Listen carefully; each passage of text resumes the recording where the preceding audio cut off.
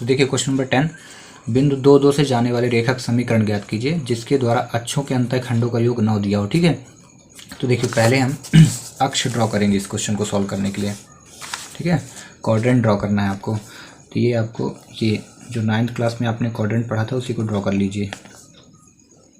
ये पूरा क्वाड्रेंट हो जाएगा। ठीक है, बड़ा सा कर देता हूँ और पूरा बड़ा कर सकते हैं आप, मैं अभी छोटा सा करके सॉल्व कर देता हूँ। और यहाँ पे यक्स और एक्स डैश। ठीक है, first second third fourth quadrant हो गए।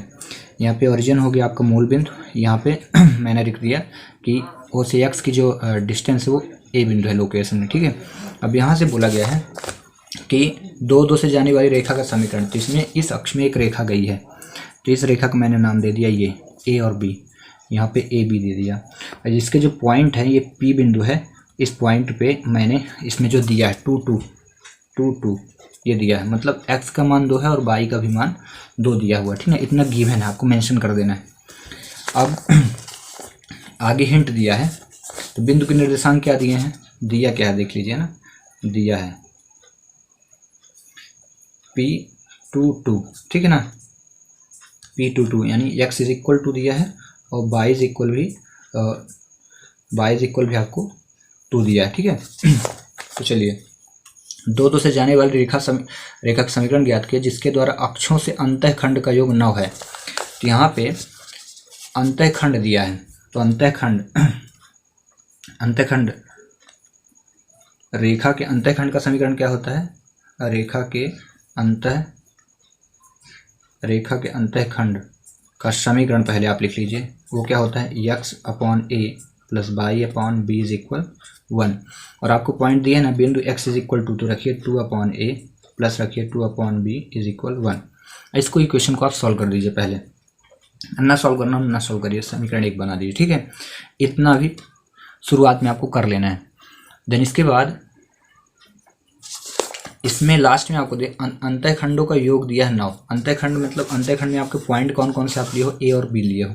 ठीक ना, ए और बी, तीन का योग दिया है, a plus B is equal 9 दिया है। तो यहाँ से आप ए या बी में से एक वैल्यू निकाल लीजिए। ए इज इक्वल मैं ले लेता हूँ 9 माइनस बी, 9 उधर चला गया। ठीक है, तो इक्वेशन हो गया सेकंड। अब ए के मान को समीकरण 1 में रखने पर, तो आप रखिए यहाँ पे लिखिए ए के मान को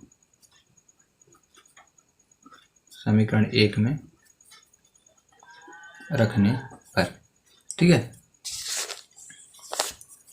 तो आप समीकरण पहले 1 रख लीजिए, 2a plus 2/b is equal 1। अब यहाँ 2a की वैल्यू आप रखोगे 9 माइनस बी, तो लिखिए 9 minus B plus 2/b is equal 1। ठीक है, अब इतना करने के बाद आपको 1 मिनट,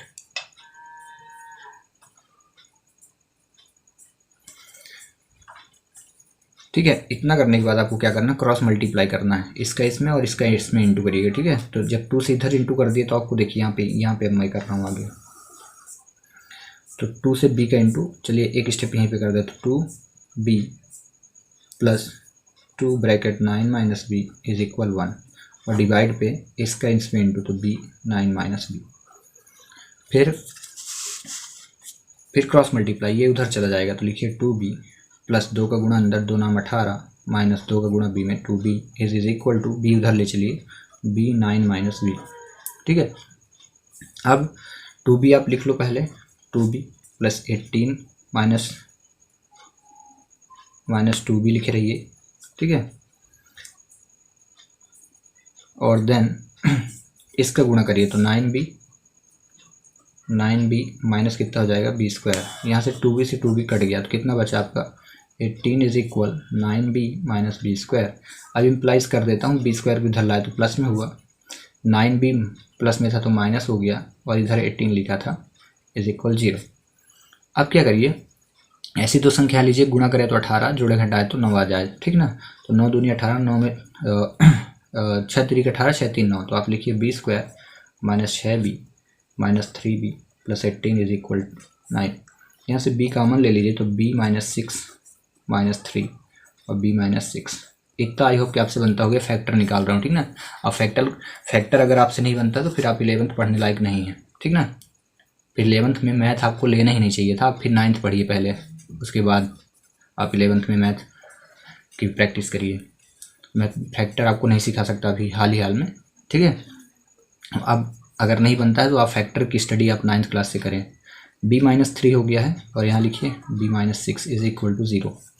फिर यदि लिखिए, यदि b-3 is equal 0 then b की वैल्यू कितनी हो जाएगी 3। ये एक आ गई b की वैल्यू, ठीक है। दूसरी फिर से, यदि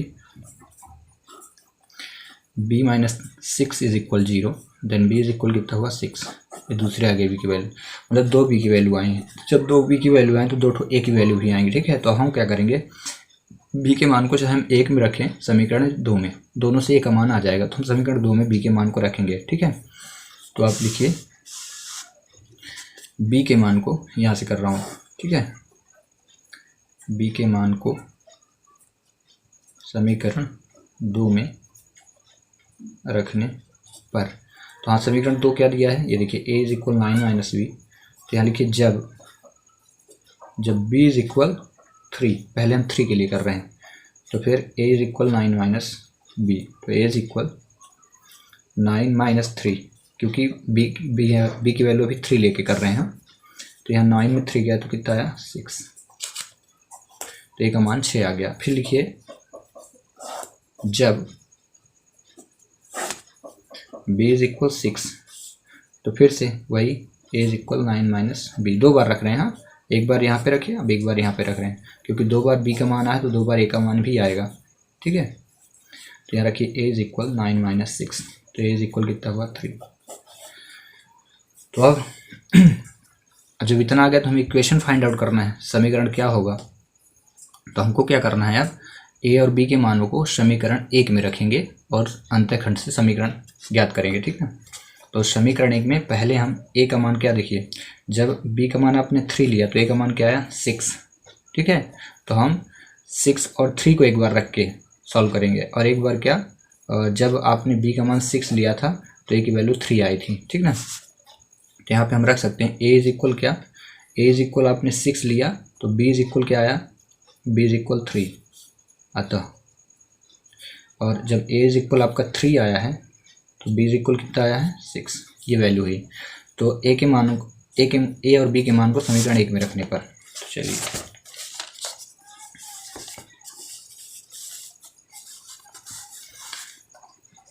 समीकरण 1 में a तथा b के मानों को, तो यहाँ पे समीकरण एक जो बना है उसमें ना रखिए, मैं आपको बताता हूँ। यहाँ पे लिखेंगे, इसको हम थोड़ा चेंज कर देते हैं, लिखेंगे अंतःखंड रेखा के अंतःखंड के समीकरण में, अंतःखंड का समीकरण क्या है, x upon a plus y upon b is equal 1। तो यहाँ पे आपको a b के मान रखना है, तो यहाँ x अपॉन, यहाँ पे रख देंगे जब पहले लिखे दे रहे हैं, जब a इज इक्वल 6 तथा b इज इक्वल कितना 3 हो, तो यहाँ रखिए x upon 3 plus y upon a की वैल्यू 6 है, 6 रखिए, और b की वैल्यू कितनी है 3 इज इक्वल 1। अब इनको इंटू करिए, क्रॉस मल्टीप्लाई, तो 3 का इसमें इंटू 3x, 6 का इसमें इंटू 6y अपॉन 6 3 जा 18 इज इक्वल 1, ठीक है। अब इसको उधर ले चलिए, तो 3x plus 6y is equal 18, ये आ गया। अगर वैल्यू कटे तो काट दीजिए, तो पूरी वैल्यू 3 से कट रही है तो काटिए, x plus 2y is equal 9, ये आपका एक समीकरण हो गया। जो रेखा का समीकरण बताना था, तो पहला रेखा का समीकरण ये हुआ जब a की वैल्यू 6 थी, a की वैल्यू कितनी 6 और b की वैल्यू 3 थी। इसी प्रकार जब a इज इक्वल 3 तथा b इज इक्वल 6 हो तो फिर से वही x upon a plus y upon b is equal 1। तो x अपॉन a की वैल्यू 3 प्लस y की वैल्यू 6 इज इक्वल 1। इसको भी ऐसे ही सॉल्व कर दीजिए, क्रॉस मल्टीप्लाई करके 6x प्लस 3y अपॉन 6 3 जा 18 इज इक्वल 1। तो 6x plus 3y is equal, cross multiply 18। अब पूरी वैल्यू फिर से 3 से कट रही तो काटिए, कॉमन लीजिए, तो 3 से कटा तो 2x, 3 से कटा तो y इज इक्वल 9। ये आपका दूसरा इक्वेशन। जो क्वेश्चन में बोल रहा था, बोला क्या गया कि दो है बिंदु दो दो से जाने वाली रेखा का समीकरण। तो ये रेखा के आपके समीकरण हो गया। तो रेखा के दो समीकरण कौन से हो गए इस प्रकार, बिंदु दो दो, यहाँ लिख दीजिएगा पॉइंट दो दो से जाने वाली रेखा का समीकरण, एक आया x plus 2y is equal 9 तथा 2x plus y is equal 9 होंगे। ठीक है, और इस प्रकार ये क्वेश्चन हो कंप्लीट।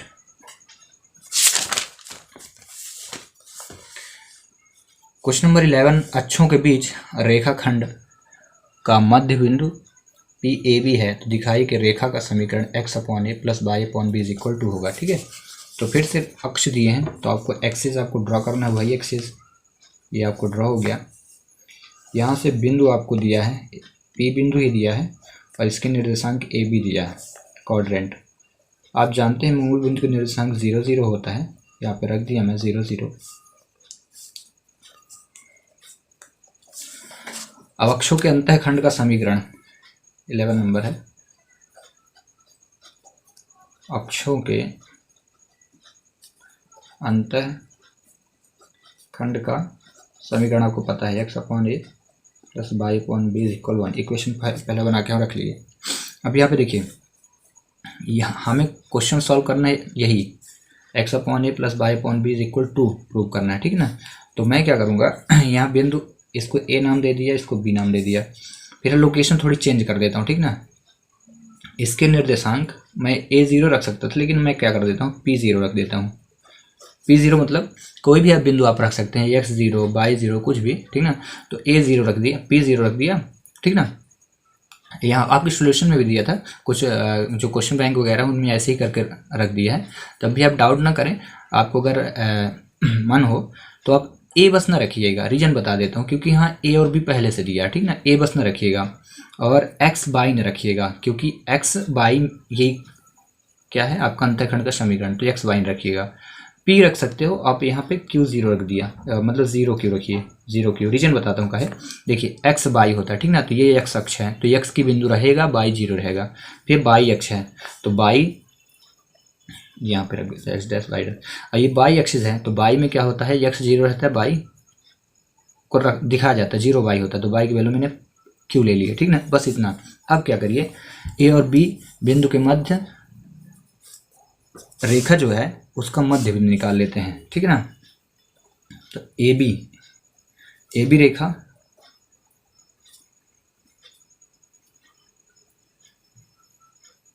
का मध्य बिंदु के निर्देशांक निकाल लेते हैं। ये ए बी है, पी दिया है, निर्देशांक क्या दिया है, पी ए बी दिया है, ये देखिए पी की वैल्यू ए बी दिया है। अब आप क्या करिए, पी ए बी मतलब एक्स और वाई की वैल्यू दी है। ठीक ना, ये एक्स है और ये वाई दिया। तो अब आप यहाँ मध्य बिंदु का निर्देशांक क्या होता है, x is equal x1 plus x2 upon 2 होता है। तो एक्स की वैल्यू क्या हो जाएगी आपकी ए, और ए इज इक्वल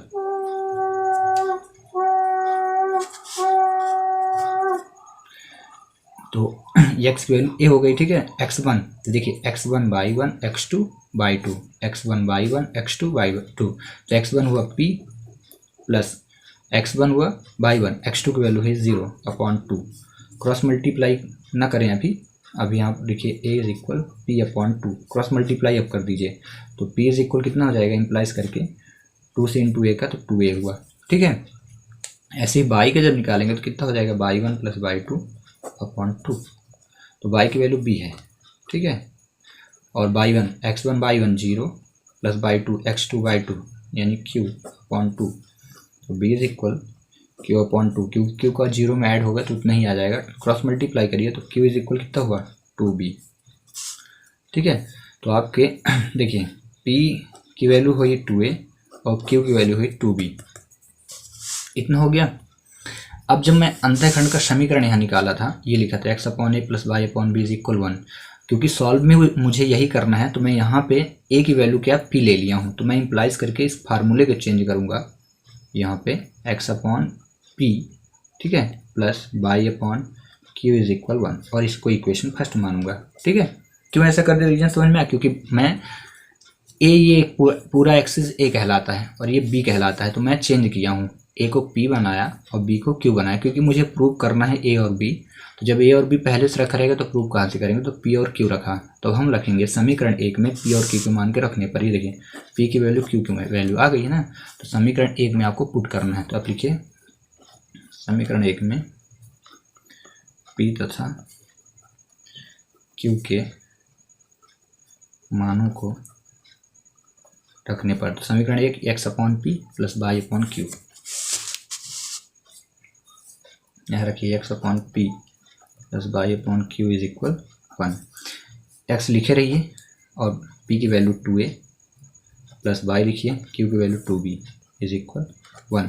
यहाँ पे देखिए 1/2 दोनों में है ना, 2 दोनों में है ना, तो मैं क्या करता हूँ आगे, यहाँ पे देखिए यहाँ पे कर रहा हूँ 1/2 बाहर किया। जब मैं 1/2 बाहर करूँगा, 1 ऊपर हुआ नीचे 2, 1 ऊपर हुआ नीचे 2, दोनों में 1/2 है ना, दोनों में 1/2, तो 1/2 जैसे ही बाहर करूँगा तो x अपॉन बचेगा a प्लस बाई अपॉन कितना बचेगा b इज इक्वल 1। अगर आप चाहें चेक करना कि ये सही है, ये जो मैंने निकाला सही है कि गलत, तो आप देखिए 1 का इंटू कर दीजिएगा अंदर और फिर 2 का इंटू अंदर कर दीजिएगा, यही बन जाएगा x बन जाए x, 2 इंटू ए तो 2a, क्योंकि इसका जब अंदर इंटू होगा तो यहाँ भी होगा यहाँ भी होगा। ठीक है, अब क्या करिए शॉर्ट फॉर्म है x upon A plus Y upon B लिखिए इज इक्वल। ठीक है, देखिएगा ये इंटू में ना, इंटू में है तो डिवाइड में जाएगा, तो डिवाइड में जब जाएगा तो 1/1/2 रखोगे और एक क्रॉस मल्टीप्लाई से 2 ऊपर चला जाएगा, बट ऐसा कुछ ना करिए, क्रॉस मल्टीप्लाई करता हूँ, 1 नीचे आ गया, 2 डायरेक्ट ऊपर चला गया ए ऊपर, तो यानी 2 1 जा 2। ठीक है, ये आंसर समझ में आ गया। अगर नहीं समझ में आता तो देखिए ये जो बताया, देखिए इंटू में है ये तो उस पर जाएगा डिवाइड में, तो 1/2 जाएगा इज इक्वल 1 इंटू 2/1 रखोगे तो 1 1 कटेगा तो 2 आएगा। ठीक है, आया कि जो मैं मेथड बता रहा हूँ क्रॉस मल्टीप्लाई, देखिए नीचे है तो जब बराबर को उस पर जाएगा तो ऊपर चला जाएगा, जो ऊपर है बराबर को उस पर जाएगा तो नीचे चला आएगा, 2 1 जा 2 हो गया, अपॉन 1 रखने से कोई मतलब नहीं। तो ये आपका सोल्यूशन हुआ जो आपको प्रूव करना था। ठीक ना, ये X upon A plus Y upon B is equal 2, और ये क्वेश्चन हुआ prove.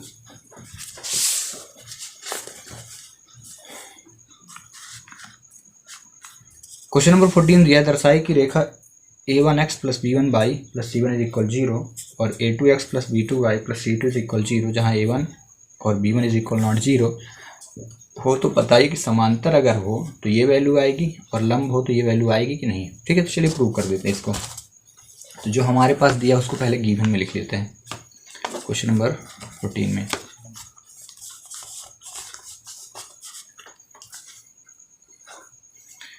a1x plus b1y plus c1 is equal 0, equation पहला, और a2x plus b2y plus c2 is equal 0, equation second है, समीकरण 1 से आप रखिए, और a1x plus b1y plus c1 is equal 0 रखिए। अब फिर क्या करना है आपको, देखिए यहाँ से आपको y को रोकना है, b1y इज इक्वल हो जाएगा, बाकी ले चलिए उधर c1 है तो माइनस c1, और ये उधर चल जाएगा तो माइनस a1x, फिर y इज इक्वल रखिए तो minus c1 upon b1 minus a1 upon b1x। ठीक है, मैं पहला आपको टारगेट क्या करना है, y बनाना है, y is equal mx plus c बनाना है, जिससे हम रेखा की प्रवणता निकाल लें। ठीक है ना, स्लोप ऑफ लाइन निकाल लें। तो हम y is equal mx c बनाने के लिए क्या कर दें, y को रोक के बाकी सब उधर ले चले। ठीक है, ये हो गया, इतना पूरा आपको समझ में आ गया। जब इतना आ गया तो अब क्या करेंगे, इसको समीकरण 3 बना देंगे। ठीक है, और लिखेंगे समीकरण 3 की तुलना y is equal mx plus c से करने पर, लिखेंगे समीकरण 3 की तुलना y is equal mx plus c से करने पर, क्योंकि इसमें देखिए c1 a1 दिया है ना, तो इसी प्रकार हम क्या कर देंगे, इसको m1 कर देंगे। ठीक है, जिससे स्लोप फर्स्ट निकल आए, तो m1 इज इक्वल, देखिए जब तुलना किए y से y कटा, x से x कटा, देखिए x से x कटा तो m1 का मान क्या, ये माइनस a1 अपॉन b1 आ गया, और c की वैल्यू अगर निकालें तो c की वैल्यू ये आ जाएगी। ठीक है, तो हमें सिर्फ m1 और m2 से मतलब स्लोप निकालना है, स्लोप निकाल लिए। इसी प्रकार आप क्या करिए, समीकरण 2 से, समीकरण 2 से लिखे, उसको भी हम उसी प्रकार फॉर्म में कन्वर्ट करेंगे। a2x plus b2y plus c2 is equal 0। यहाँ से फिर से आप y को रोक लीजिए, बाकी उधर ले चलिए माइनस c2। यहाँ पे ध्यान से देखिएगा mx प्लस c मैं लिखा हूँ, तो आप ऐसा ना कर दीजिए कि mx की तुलना इससे कर दिए, ठीक है ना। आप इम्प्लाइज करके लिख भी सकते हो, x को पहले y को इसको बाद में, ठीक है। गलत ना कर दीजिए कि कब रखा पहले ये है तुलना हम इससे कर दिए, तो ध्यान दीजिए इसमें x लिखा तो x तुलना, ये कांस्टेंट टर्म है तो कांस्टेंट टर्म से तुलना, ठीक है ना। तो यहाँ पे मैं देखिए मेंशन करके दिखाता हूँ, थोड़ा सा चेंज कर दूँगा उसके जैसे।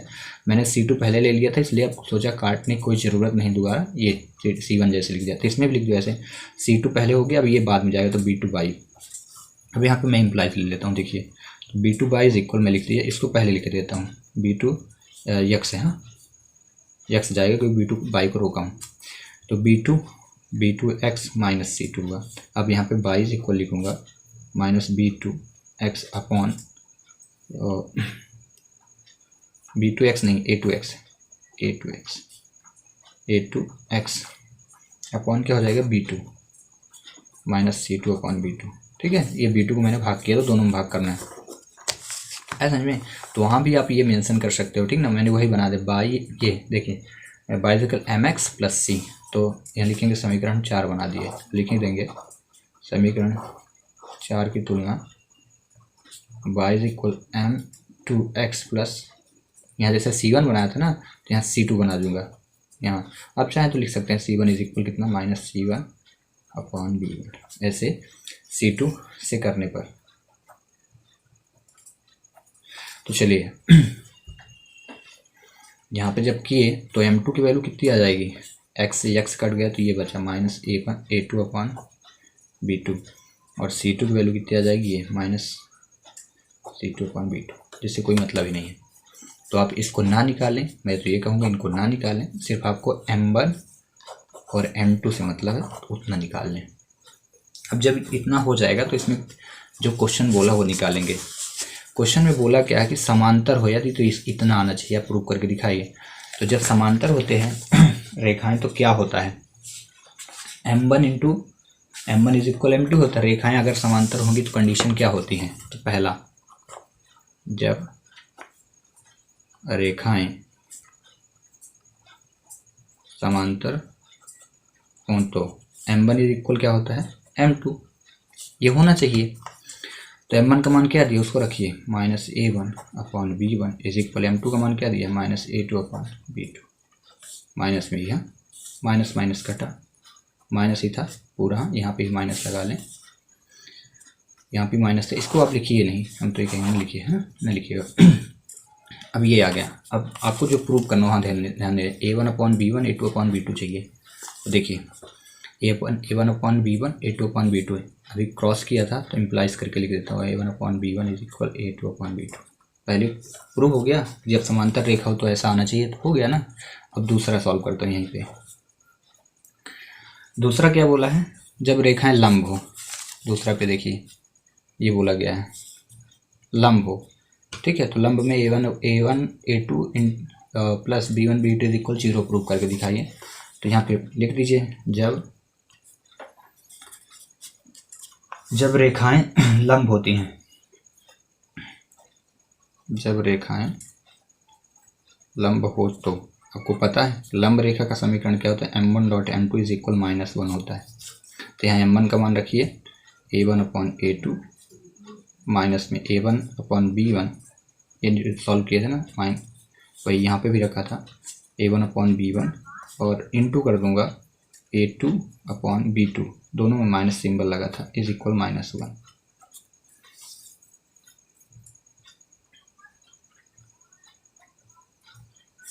चलिए अब इसको जब आप सॉल्व करिए तो देखते हैं माइनस माइनस कटा, माइनस माइनस कटा, इसका आपस में इंटू हुआ तो कितना हुआ a1 a2 upon b1 b2 is equal -1, ठीक है, इतना हो गया। अब क्रॉस मल्टीप्लाई करेंगे तो इसका उधर इंटू जब करेंगे तो यहाँ पे देखिए मैं करके दिखा रहा हूँ, वही उस चीज़ को सॉल्व यहाँ मैं कर रहा हूँ, ठीक ना। जब देखिए a1 अपॉन a2 पहले लिख दीजिए, a1 अपॉन a2 फिर इज इक्वल लिखिए, इसका जब इसमें इंटू हुआ तो माइनस पहले आएगा और फिर लिखेंगे b1 b2 V1 V2, ऐसा क्यों? क्योंकि 1 के साथ इंटू होगा तो वही आ जाएगा। फिर ये माइनस में इधर लाइए तो लिखिए A1 A2 plus B1 B2 is equal 0। Complete, और ये सॉल्व हो गया। आई होप कि आपको समझ में आ गया होगा, ठीक है ना। तो इस प्रकार दोनों ही रेखाएं सॉल्व हो चुकी। रेखाओं के समीकरण के फार्मूले याद रखना है। M1 is equal M2 parallel पे और परपेंडिकुलर पे M1 dot M2 is equal -1। ये खालिस्तान में भी कभी कभी आ जाता है।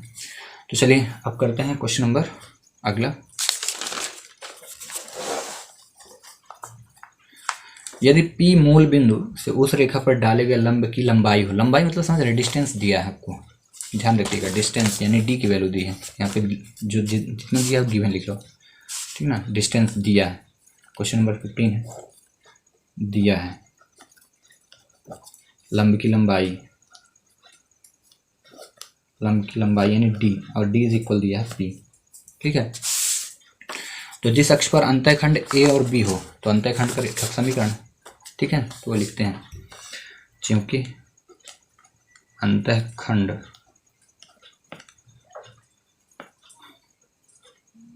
अक्षों पर अंतःखंड का समीकरण क्या होता है? अक्षों पर अंतःखंड पर रेखा का समीकरण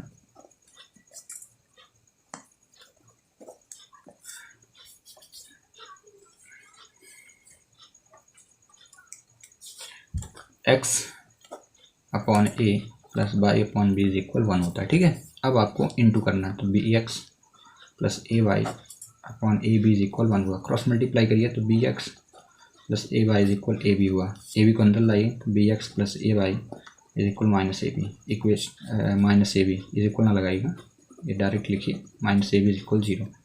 ये आपका समीकरण 1 हुआ, ठीक है ना।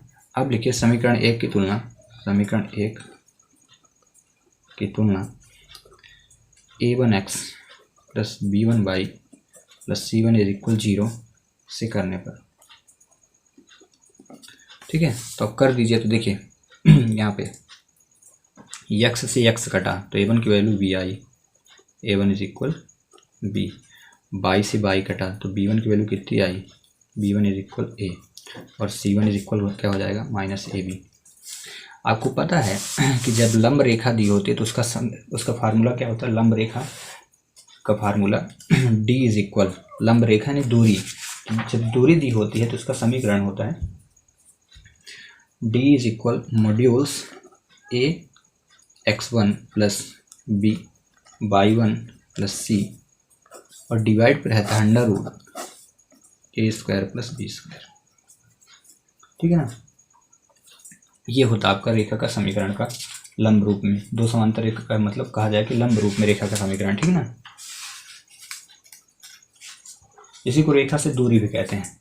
अब जब इतना दिया है तो देखिए हमारे पास a1 की वैल्यू, b1 की वैल्यू, c1 की दी है, ठीक है ना, लेकिन x1 y1 की वैल्यू नहीं दी है। तो हिंट दिया है क्वेश्चन में, देखिए मूल बिंदु मतलब एक्स वाई की वैल्यू आपको दी है। तो यहाँ चूंकि मूल बिंदु के निर्देशांक क्या होते हैं, निर्देशांक 0 0 होते हैं, ठीक है ना, 0 0। तो x1 is equal 0, y1 is equal 0। तो निम्न मानों को यहाँ पे रख देना है। तो यहाँ पे लिखेंगे d इज इक्वल, ये a की value b into 0 plus b की वैल्यू a1x है, हाँ a1x होता है, a1x ax1, या मैंने यहाँ पे a1 कर दिया था। जानते हैं समीकरण जब दो होते हैं तब हम a1 करें, हाँ डायरेक्ट लिख सकते हैं ax प्लस बी बाई सी, और c1 की जगह c रख दीजिए, हाँ न लिखिएगा a1x, क्योंकि एक ही इक्वेशन दिया हमारे पास, ये सिंपल से एक इक्वेशन दिया है, ठीक ना, तो कोई ज़रूरत नहीं। ऐसे ही यहाँ a1 b लिखा है ना, तो आप a की वैल्यू, b की वैल्यू निकालिए और c की वैल्यू, ठीक है, इतना काट दीजिएगा। तो यहाँ फार्मूला जो है, तो फार्मूला फिर ये मैच कर जाएगा। वो जो मैंने लिखा तो क्या है, जब दो रेखाएं होती हैं तब के लिए होता है, ठीक है, सिर्फ एक ही रेखा दी है तो ax plus B Y plus C is equal 0 से तुलना करने पर, तो यहाँ आपका हो गया ax1 plus B Y one is equal C, तो x1 तो a इंटू a की वैल्यू कितनी हो गई b इंटू 0, फिर b की वैल्यू कितनी हो गई है आपकी, b की वैल्यू देख लीजिए, b की वैल्यू a, तो a इंटू 0, और c की वैल्यू जो है माइनस ए बी, और डिवाइड पे अंडर रूट ए स्क्वायर, तो ए की वैल्यू कितनी दी है बी, ठीक है, तो आप रखिए बी स्क्वायर प्लस बी की वैल्यू कितनी दी है ए, तो ए स्क्वायर, ए का मान रखे स्क्वायर, बी का मान रखे स्क्वायर, ठीक है ना। अब इसको सॉल्व कर दीजिए, ऊपर वाली वैल्यू को पहले पूरा हम सॉल्व करेंगे। यहाँ लिखिए D is equal 0 + 0 - A B upon हुआ B square plus A square, ठीक है। देन अब हम क्या करेंगे, इसको एक बार और सॉल्व कर देते हैं यहाँ पे।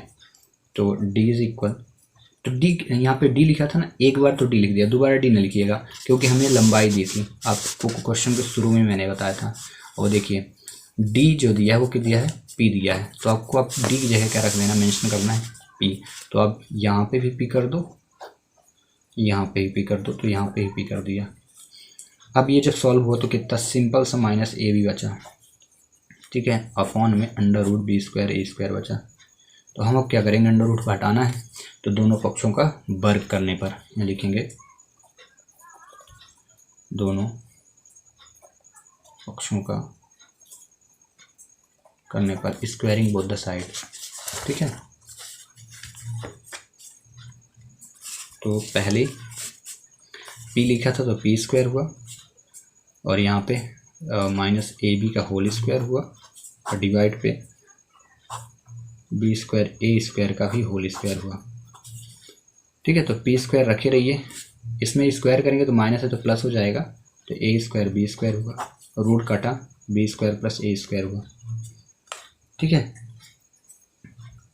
अब आपको क्या करना, देखिए मैं इसका रेसिप्रोकल कर रहा हूँ। रेसिप्रोकल का मतलब होता है उल्टा, तो जब उल्टा करेंगे तो ये डायरेक्ट 1/p² होगा इज इक्वल, ये ऊपर चला जाएगा B square plus A square upon A square B square, ठीक है। इसको आप पहले समझ लिए, शॉर्ट फॉर्म है रेसिप्रोकल यानी व्युत्क्रम, ठीक ना।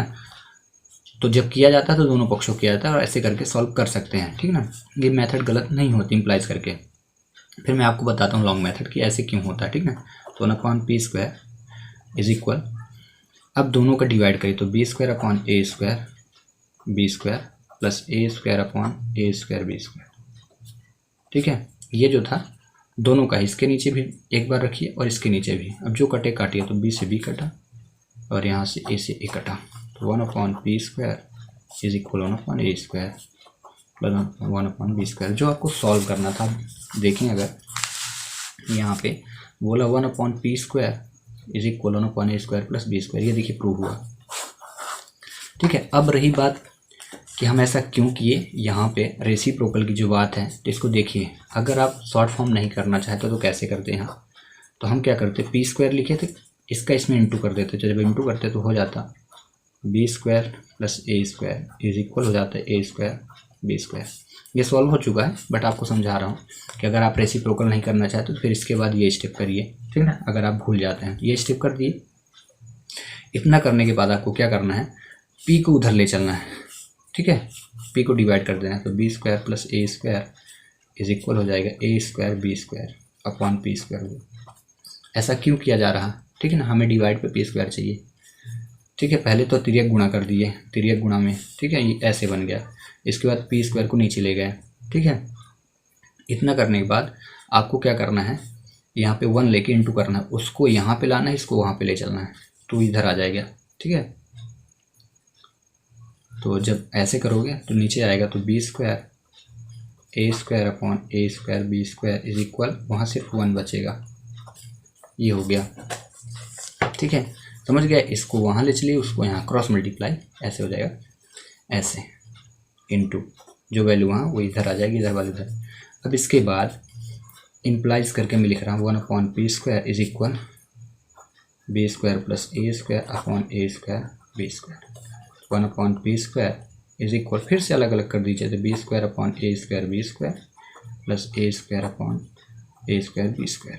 अब फिर से काटिए, b से b कटा, a से कटा, तो 1/p² is equal 1/a² plus 1/b²। और ये देखिए प्रूव होगा। इस प्रकार से किया जाता है क्वेश्चन को, ठीक है। तो इस प्रकार जो मोस्ट इम्पोर्टेंट क्वेश्चन थे अकॉर्डिंग टू माई थिंक, उनको मैंने आपको बता दिया है। तो मिलते हैं फिर नेक्स्ट वीडियो में। Thanks for